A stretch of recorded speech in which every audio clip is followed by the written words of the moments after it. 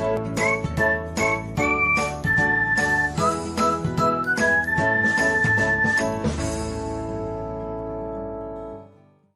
everyone, welcome back to another episode of Technologyglance.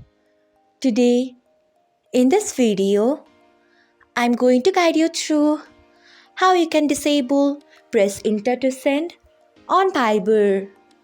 So, let's get started.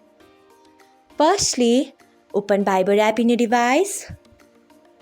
Then tap on three dots icon. Next, tap on Settings.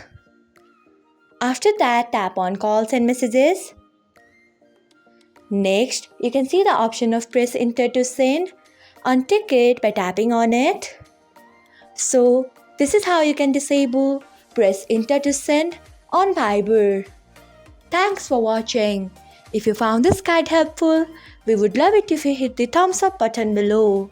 We upload great new tech tutorials like this one every day, so do not forget to subscribe to our channel and hit the bell icon so that you'll never miss another update.